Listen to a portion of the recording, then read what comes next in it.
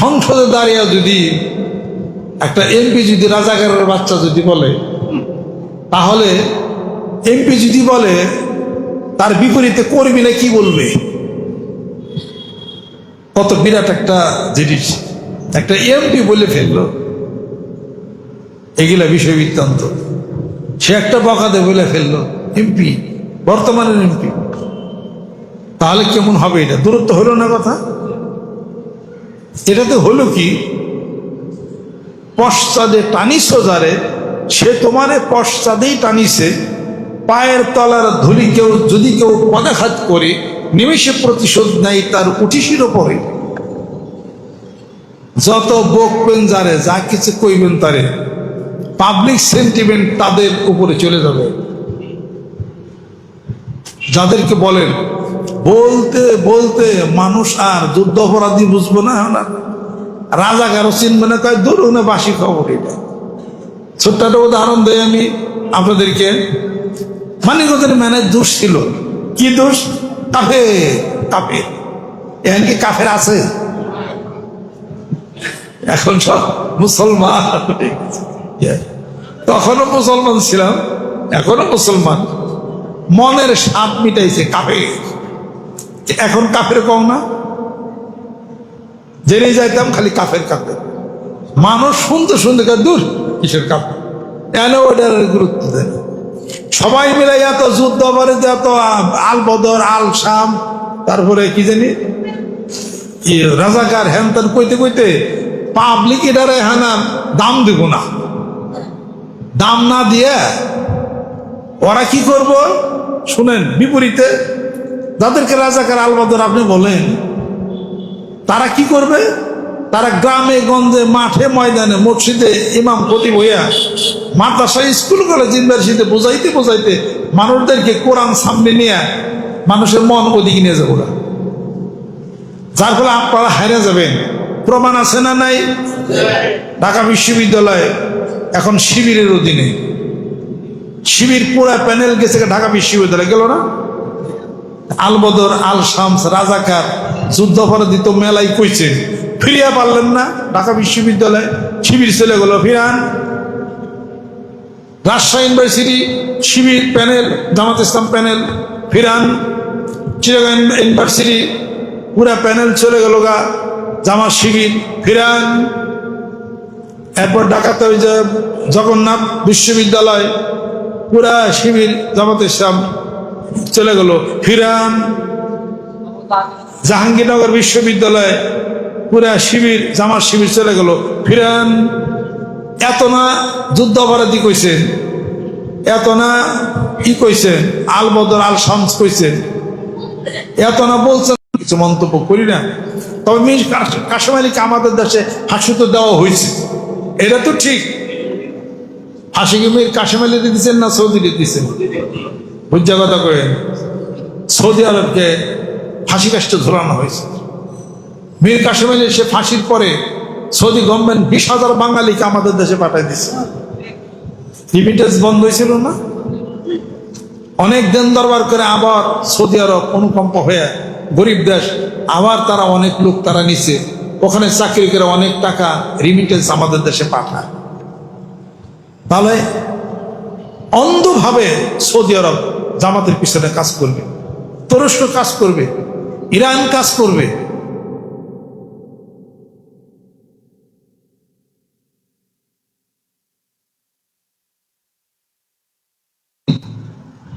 America কি শক্তি না ইসলামী রাষ্ট্র শক্তি?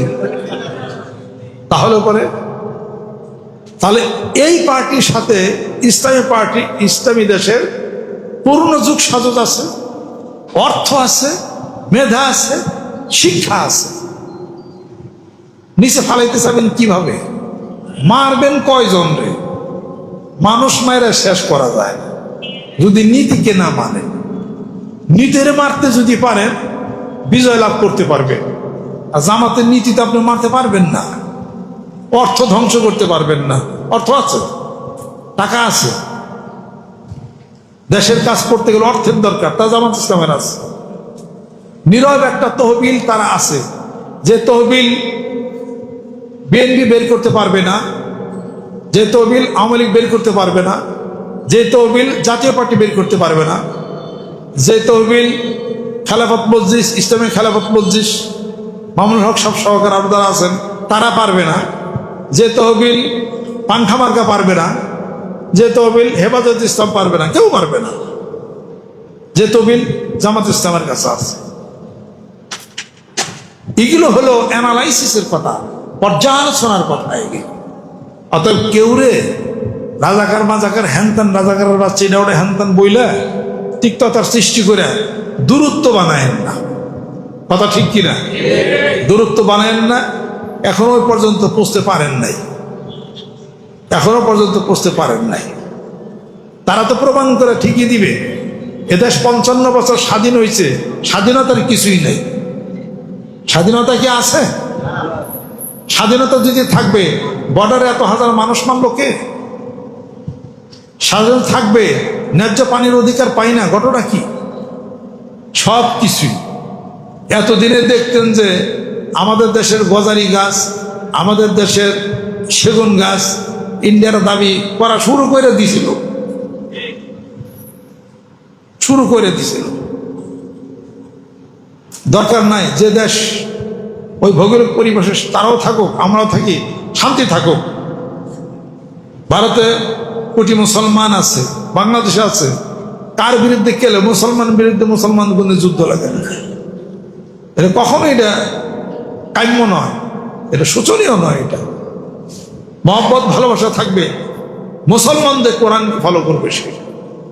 অতএব কোরআন ফলো করে, কোনো নেতাকে ফলো না, কোনো দলকে ফলো না। রাজি আছেন?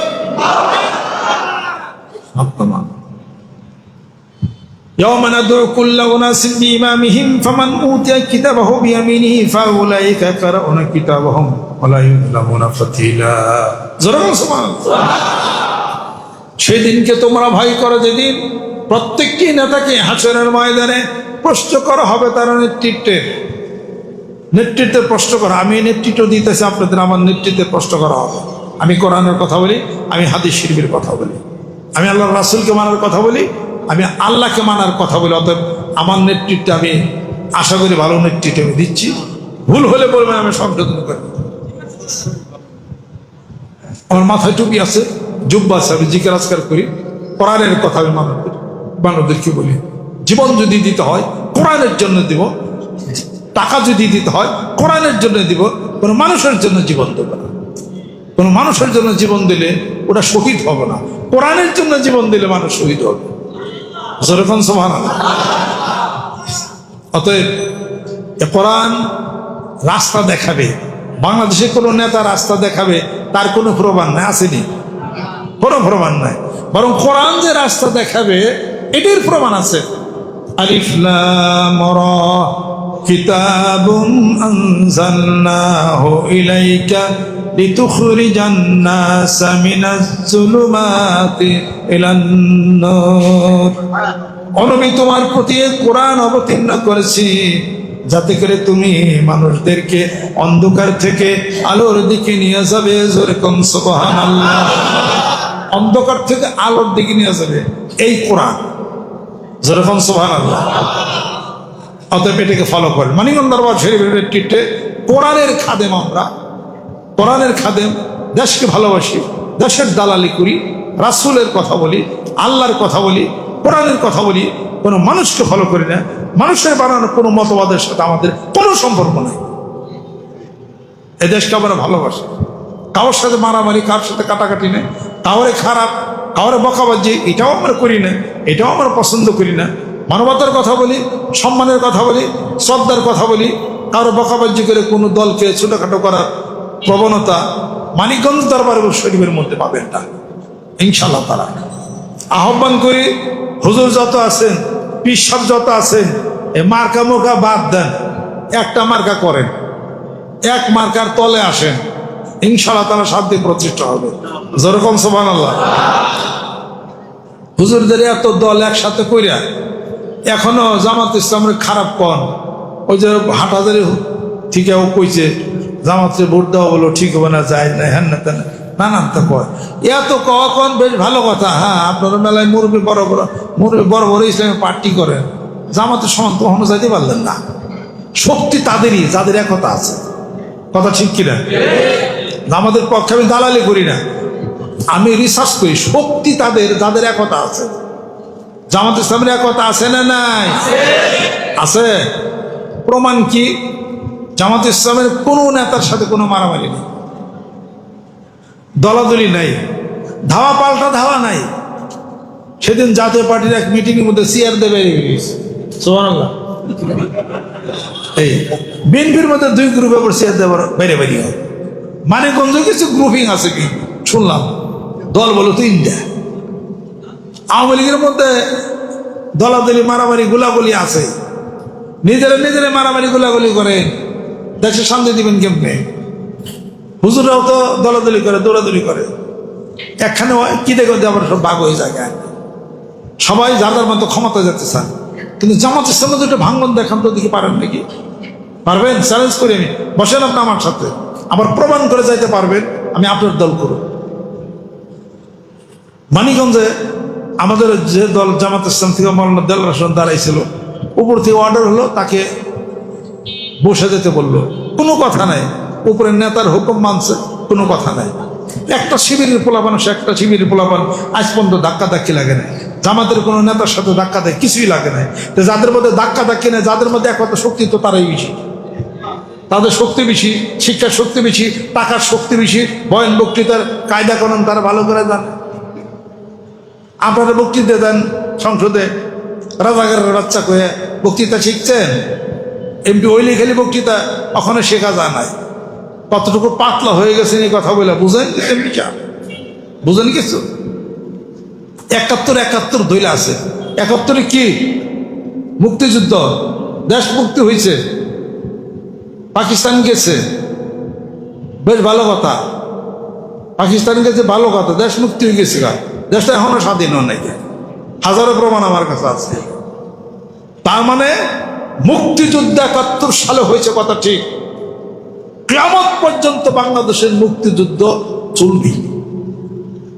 অর্থনৈতিক মুক্তি, সীমানার মুক্তি, পানির মুক্তি, সংস্কৃতির মুক্তি। 7 না 8 বইয়ের মধ্যে হিন্দুকে সমস্ত সংস্কৃতিটা ওটা সবকিছু ইসলাম ধর্ম সব ঢুকাই দিছে। আন্দোলনের ছুটে শিক্ষামন্ত্রী বলল কি এটা ভুল হয়ে গেছে, পরবর্তী সংশোধন। তুমি শিক্ষামন্ত্রী তোমার বানিয়েছি কি করবার লেগে? তুমি আগে দেখো না তোমার ভুল হচ্ছে। আন্দোলন ছাড়া তোমার ভাত মজা লাগে না? শাহজালাল বিমানবন্দরের সামনে লালনের মূর্তি বসায় ফালাইছিল। হুজুর আন্দোলন করছে, পরে আল্লাহ লিখছে আন্দোলন ছাড় আর কিছু মিটা লাগে না। আন্দোলনের নামে কেন হুজুররা? যেখানে সুযোগ পাই সেখানেই মূর্তি। মূর্তি হলো হিন্দু সম্প্রদায়ের প্রতীক। তারা ঘরে রেখা পূজা পার্বণ করুক, 1000 বার করুক, বা এই সমস্ত কোন ধরনের কথা। এজন্য কবি বলেন বুদ্ধ সে কান উঠে গায়ে বাকি জো রহে বুদ্ধর হ্যায়।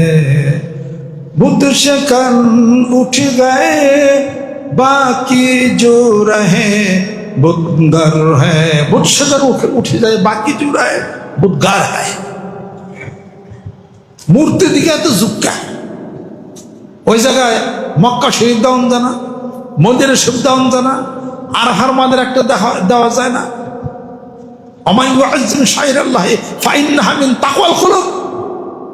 যে দেশের মন্ত্রী পরিষদটা দেশ যারা চালা, যাদের হাতে কোরআন নাই, যারা কোরআন শিখে আয়াত করে না, ওরা আবার দেশ চালাবে। যদি কোরআন হাতে থাকতো তো এটা তো জানতেন, এটা বুঝতেন। আল্লাহর নিদর্শনকে যে ব্যক্তি সম্মান করে সে আল্লাহকে সম্মান করে। অন্তরের একটা ভালোবাসার তাকওয়ার পরিচয় যদি আল্লাহর নিদর্শন স্মরণ করেন। হেই মন্ত্রী, আল্লাহর নিদর্শন কি? কোরআন কি ভূত খেদাবের লিগা না দেশ চালাবের লিগা? তোমার জীবন চালাবে, দেশ সব চালাবে তুমি দেশের নেতৃত্ব তো কোরআন খুলতে পারো না তুমি। এটা সে আল্লাহর নিদর্শন হলো কি? ইন্নাস সাফা ওয়াল মারওয়াতা মিন শাইরিল্লাহ ফামান হাজ্জাল বাইতা আও ইতামারা ফালা জুনাহা আলাইহি আইয়াতাওয়াফা বিহিমা ওয়া মান তাতাওয়া খায়রান ফা ইন্নাল্লাহা শাকিরুন আলীম। সুবহানাল্লাহ। আল্লাহ বলেন সাফা মারোয়া আমার নিদর্শন। জোরে কোন সুবহানাল্লাহ। ওই যে সাফা দেখায় অজ নাজাজ বারে বারে দেখায় পারস না। সাফা পাহাড়, মারোয়া পাহাড়, বিবি হাজারের সেই অতীত স্মৃতি, যেখানে সাফা পাহাড় মারোয়া পাহাড়ে গেছে, দৌড়াদৌড়ি পড়ছে। আরে পুত্র ইসমাইল পানির পানির পানির জন্য পা মুষ্টাগত হয়ে গেল। পায়ের আঘাতে আল্লাহ পাক জমজম কুমের পানি দেয়া ওই নিদর্শন জায়গায় জায়গায় সেট করো। বাদ দেওয়া মূর্তি করবার গেছে। আবার মুসলমানের মূর্তি পূজা করো নাকি? জায়গায় এই মূর্তি, ও জায়গায় মূর্তি। আবার কিশোরগঞ্জ নেংটা মূর্তি ডোহাইছে। ওরা তো এখনো ওই যোগে যোগে ওটারও বাড়িতে ফেলাই দেওয়ার দরকার ছিল। মানুষকে বিরুদ্ধে মানুষের সম্মান করি, তবে তবে মুসলমান হয়ে যে মূর্তির হিসাবপত্র করেন, এটা ইসলাম ধর্মের, এটা আপনার জন্য ঠিক না। ওরা হিন্দু ধর্মের হিসাবপত্র তারা করতে পারে, কিন্তু তাদেরকে অবজ্ঞাও আমরা করি না। আমরা কোনো খারাপও কিছু বলি, ইসলাম ব্যালেন্স করছে। এই মন্ত্রী বোঝানো কোনো বস্তু, ইসলাম ব্যালেন্স করছে, শিখিয়ে দাও ইসলাম তাদেরকে। আল্লাহ পাক কোরআনুল কারীমের সূরা আল মাইদার মধ্যে আল্লাহ পাক বলতেছেন, ওয়ালা তাসুবুল্লাযিনা ইয়াদউনা মিন দুনিল্লাহি ফায়াসুবুল্লাহা আদওয়ান বিগাইরি ইলমিন। আল্লাহ পাক বলেন, হে রাসূল, আপনি আপনার সাহাবাদেরকে বলে দিন এবং আপনি নিজেও এই মূর্তি যারা পূজা করে, মূর্তি এদেরকে গালমন্দ করেন না। কোরআনুল কারীমের মধ্যে আল্লাহ পাক ঘোষণা করছে, মূর্তিদেরকে গালমন্দ করেন না। তাহলে পরে যাদেরকে গালমন্দ করবে তারা ওই মানুষরাও না বুঝা অজ্ঞতা বশত আমি আল্লাহরও গালমন্দ করব। কি বোঝা গেল? যারা যে ধর্ম করুক, ওই ধর্মের স্বাধীনতা দেন, তারা সেই ধর্মের 10-20টা মূর্তি বানিয়ে বাড়ির ভিতরে পূজা পার্বণ করুক। এই তাদেরকে খারাপ বলার কোনো কিছু না, তাদের ধর্মকর্ম করার স্বাধীনতা ইসলাম দিচ্ছে। আর আপনার মুসলমান, আপনার পরবর্তী প্রজন্ম যারা আছে তারা জানুক সাফা পাহাড়, তারা জানুক মারওয়া পাহাড়, তারা জানুক আরাফার ময়দান, তারা জানুক গারে হেরা, তারা জানুক উহুদ পাহাড়। যারা বলে মুসলমানদের ইতিহাসের স্মৃতি আছে। ইউনিভার্সিটির সামনে 4টা ন্যাংটা মূর্তির খাড়া করে তুলছেন, ওনার মধ্যে ইসলামের স্মৃতি কি আছে? মানিকগঞ্জ বাস স্ট্যান্ডে ওরা মুড়ে কটা মূর্তি বানিয়ে দিচ্ছে, ওনার মধ্যে স্মৃতি কি আছে? এগুলোর মধ্যে স্মৃতি কি আছে? অর্থাৎ দেশ যারা স্বাধীন করছে সেই চেতনা আজও আছে। মুক্তি বাহিনী শেষ হয় নাই, মুক্তি বাহিনী দেশ মুক্তি হয়ে গেছে ঠিকই, কিন্তু সেই মুক্তিযুদ্ধের চেতনা আজও আছে। কিয়ামত পর্যন্ত মুক্তিযুদ্ধের চেতনা থাকবে। সুবহানাল্লাহ। সেই চেতনা হলো মুক্তির চেতনা, সেই চেতনা হলো মুক্তির চেতনা। যেই মুক্তির চেতনার মাধ্যমে এদেশে পাকিস্তান ছিল, ভাগ ছিল, চলে গেছে। একথার অর্থ এই না কোন দেশের করক রাজ্য আমরা হয়ে যাব। সেই স্বাধীনতার মুক্তি, অর্থনৈতিক মুক্তি, সংস্কৃতির মুক্তি, পানির মুক্তি এবং চতুর্দিকের সীমানার মুক্তি, সকল মুক্তি পাওয়ার নামই হলো মুক্তিযুদ্ধের চেতনা। যেরকম সুবহানাল্লাহ। জ্ঞানে কি ঢুকছে? একটার পর একটা কথা কিন্তু সাজাইয়া দিলাম, সাজাইতে হবে, যারে তারে পিছনে দৌড় দেওয়া যাবে না। পার্টি করেই খায়, আর কোনো কাম পাও না, রিক্সা চালাও না, পার্টি করে খাও, হালাল খাও না, এটা মনে রেখে দিও। ওই সমস্ত টাকা পয়সা এটাও হালাল না। এমপি বেতন ভাই কয়টা, হ্যাঁ এটা তার সংসারে খরচ হয়, অতিরিক্ত টাকা পাবো কোন জায়গার থেকে, ও সব জানা আছে। ওই সমস্ত টাকা পয়সা বাড়িতে কিছুই থাকবে, মনে রেখে দো, হালাল উপার্জন করো, হালাল উপার্জন করো, কোনো পার্টি উঠি না। কোরআন ফলো করো, কোরআনের তাবলীগ করো, কোরআনের দাওয়াত দাও, জিকিরের দাওয়াত দাও, বায়াতের দাওয়াত দাও, এরপর নামাজের দাওয়াত দাও, বাস শেষ। আর এগুলা যারা রাজনীতি করতেছে, জগা খিচুড়ির বর্ণনা তুমি কইলামি, রাজনীতির জগা খিচুড়ি কইলামি, তো মনে থাকবো কিনা জোরে কর, তাহলে মনে খাবে খাবে মিশিয়ে নিয়ে নেলা। আমি কোনো জামাত ইসলাম করি না, আমি কোনো শিবির করি না, আমরা সাধারণ মানুষ রিসার্চ করি। আমরা কোথার থেকে কোথায় যায়, কোথাকার বাণী কই যায়, কোন ঘাটে ভি রাইয়ারে না কোন ঘাটে লাগাও, কোথায় বিরাও, কোথায় নাও লাগাও। আল্লাহ পাক ইরশাদ করেন কোরআনুল কারীমের মধ্যে, ওয়ালাউলা দাফুল্লাহি নাসা বা'দাহুম বিবাদিন লাফাসাদাতিল আরদু ওয়ালাকিন্নাল্লাহা যু ফাদলিন আলাল আলামিন। একদল আরেক দলের উপরে প্রাধান্য বিস্তার করে দেব। সুবহানাল্লাহ। ওয়াইজা আরাদনা আন নুহলিকা কারিয়াতান আমারনা মুত্তাফিহা ফাফাসাকু ফিহা ফাহাক্কা আলাইহাল কাওলু ওয়া দাম্মারনাহা তাকবীরা। যখন সুবহানাল্লাহ। কোন দলকে, জনগোষ্ঠীকে আমি যখন নিষ্পেষিত করতে চাই, পতন ঘটাতে চাই, তখন ওই দলের নেতাদেরকে ভালো ভালো কাজ করতে বলি, তারা ভালো ভালো কাজ করে না, উল্টাপাল্টা কাজ করে তারা। অথবা আমি তাদেরকে সমলে তাদেরকে করে দিই, পতন ঘটিয়ে দিই। সব দলে আইসে বাংলাদেশে ক্ষমতা, সামনে কিন্তু অন্য দলেরও চান্স আসতে পারে, রিসার্চে খাটে। কথা ঠিক কিনা? সব দল কিছু কিছু বাংলাদেশ শাসন করছে না, আবার কোন দল সামনে ব্যাগ দলের সুযোগ আল্লাহ দিব। প্রতি বছর সবাইকে আর বিশ্বকাপ পায়, কিছু কিছু পরিবর্তন। আচ্ছা, বাংলাদেশেও আসন ব্যবস্থা টুপি আল্লাহ হুজুর বিশ্ববিদ্যালয় কোরআন না যারা দৌড়ায়, তাও একটা সুযোগ আসতে পারে, আল্লাহ দিতে পারে, রিসার্চে খাটে। লাঙ্গল গেছে কিছুদিন, দেশ শাসন করছে, বিএনপি শাসন করলো, আওয়ামী লীগ শাসন করলো, আরেকটা চান্স তো হুজুর গাইতে পারে, হইতে পারে, কিন্তু হবে আমি সেটা বুঝলাম। সিস্টেমে খাটে। এত সবাই দেখলো, আল্লাহ আল্লাহ তো এটা মনে করা পারে যে তোরাও যখন ইসলাম ইসলাম কাজ কোরআন হাতে না কথা, তোরা কত চালা দিয়ে দু একটা দেওয়া যায়, এগুলা এক দল যাবে আরেক দল আসবে, এটাই মনে করতে হবে। প্রত্যেকটি দল যারা ক্ষমতা থাকে, তারা যদি তাদের অফিসে যদি লেখা রাখে একটা কথা যে আমার ক্ষমতা চিরদিন থাকবে না, আমি কোন একদিন ক্ষমতার থেকে চলে যাব, এইটা সে যদি প্রতিদিন সকালে তার অফিসে যদি পিছনে লেখা থাকে, এই কোরআন শরীফে এই আয়াতটা, ওয়ালাউলা দাফুল্লাহিন নাসা বা'দাহুম বিবাদিন লাফাসাদাতিল আরদু ওয়ালাকিন্নাল্লাহা যু ফাদলিন আলাল আলামিন, তাহলে ওই দল আর অন্যায় অবৈধ করবে না। কিন্তু কোরআনই তো মানে না, কোরআনই তো করে না, কোরআন শরীফ তো ফলো করে না, সালাম দেওয়াই জানে না, বা দেশ চালায়। কাজে ধরারে সরাগান করেন না, যারা যারাই ক্ষমতায় দেশ চালাইছে, ক্ষমতা তাদের কাছ থেকে কোনো না কোনো এক সময় চলে যাবে। হুজুরদের কোরআনের কথা ধরবে, তাদের একটা চান্স আল্লাহ পাক দিবে। এটা আমার রিসার্চে খাবে, আমি ভবিষ্যৎ করতে পারি না, ভবিষ্যৎ আমি জানি না, কিন্তু হিসাবে খাটতাছে, হিসাবে খাটতাছে, হইতেও পারে, হইতেই খুব পারে। আপনাদের খেদমত আমার আরো আসল দেশকে ভালোবাসি।